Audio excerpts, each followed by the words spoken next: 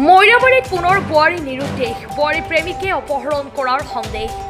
মৈৰাবাৰী থানাৰ অন্তৰ্গত হাতীমূৰীয়া গাঁৱৰ ১ নং ৱাৰ্ডৰ কণ দুগৰাকী ল'ৰা ছোৱালীক মৰম চেনেহ বাদ দি বিবাহিতা লম্পট এগৰাকীৰ সৈতে প্ৰেমজনিত কাৰণত পলাই যোৱাটো সহ্য কৰিব পৰা নাই স্থানীয় লোকসকলে।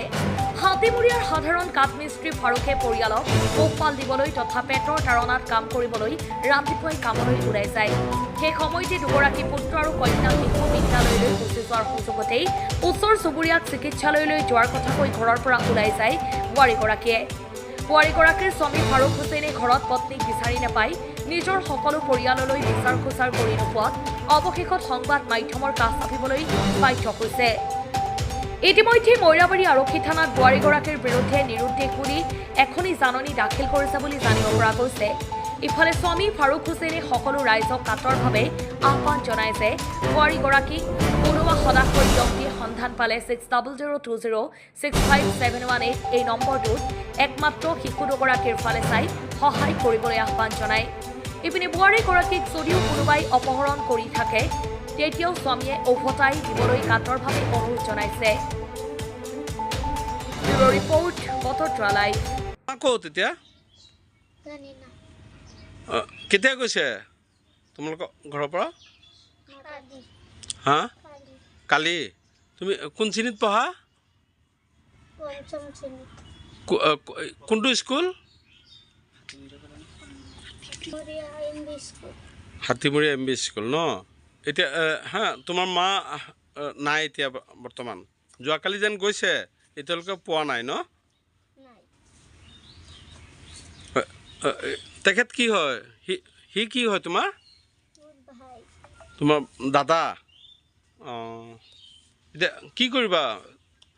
মুখ্যমন্ত্ৰীক হা বা প্ৰশাসনক কি আহ্বান জনাবা? কি ক'বা যে তোমাৰ মাক ঘূৰাই দিব লাগে বুলি হা কোৱা?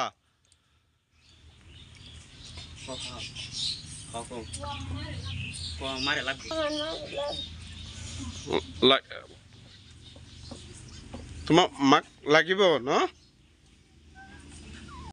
যোৱাকালি দেখা পোৱা গৈছে আপোনালোকৰ ঘৰৰ পৰা আপোনাৰ দাদাৰ বোৱাৰী এগৰাকী নিৰুদ্দেশ হৈছে, কি ক'ব আপুনি? তেওঁ মোৰ দাদা হয়। তাৰ ঘৈণীয়েক ৰাতিপুৱা চিভিললৈ গৈছিলে। যোৱাৰ পিছত মই সুধিছোঁ ক'ত গৈছে? দাদা কৈছে চিভিলত গৈছে। তেতিয়া মই কামত গুচি গ'লোঁ চব কেইটামান বাইককে তিনিটা আমি কামত গ'লোঁ। যোৱাৰ পিছত দাদা আবেলি টাইমত আহিলে ঘৰত, আহি ঘৰত বিচাৰিছে নাই। ফোন মাৰিছে, মোবাইলখন চুইচ অফ, পোৱা নগ'ল। নাই হৈ এতিয়ালৈকে নিউজ হৈ আছে, হৈ আছে। পিছে কি ক'ম, আমাৰ ভাবিজনী পলুৱাই গ'ল। পলুৱাই যোৱাৰ পিছত আমি চবকেইটা মানুহে বিচাৰি আছোঁ। আমাৰ ধৰি লওক ফেমিলি যিমান মানুহ আছে, ভাই ককাই আছে, চবকেইটা মানুহ বিচাৰি আছোঁ, এতিয়ালৈকে পোৱা নাই। কোনোবাই যদি ক'ৰবাত দেখা পায় আমি ফোন নম্বৰ দি আছোঁ, আমাৰ নম্বৰত যোগাযোগ কৰি পেলাই জনাই দিব, অনুৰোধ জনাইছোঁ। নম্বৰটো ক'ব ন আপোনাৰ? 9707439955। কোনোবাই যদি এই নম্বৰত যোগাযোগ পায় এইটো নম্বৰত আমাক জনাই দিব। ইতিমধ্যে পলাই গৈছে। যোৱাকালি 9টা বজাত ঘৰৰ পৰা গৈছে, হস্পিটেললৈ যোৱা বুলি ঘৰৰ পৰা কৈ গৈছে। পিছত ময়ো কাম কৰোঁ, লোকৰ কাম কৰোঁ। তাৰপিছত মই কামত গুচি গ'লোঁ। কামত যোৱাৰ পিছত 12টা বজাত ফোন কৰিছোঁ, মোবাইল চুইচ অফ। তাৰপৰা মই আহিছোঁ, আহি ঘৰত জনাইছোঁ। ঘৰৰ মানুহ আৰু মই নিজে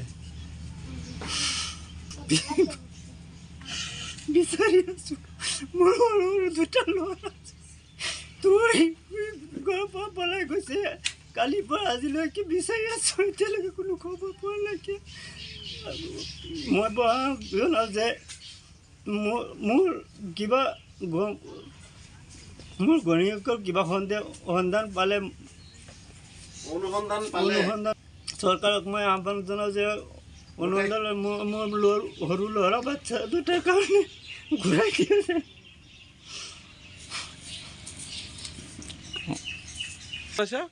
আপোনাক জনাইছোঁ মোৰ সৰু ল'ৰা বাচ্চা দুটাৰ কাৰণে যে আমাক আকৌ মাকৰ কাৰণে ইহঁতে কান্দি আছে, সিহঁতক আকৌ ঘূৰাই পাব লাগে আমাক।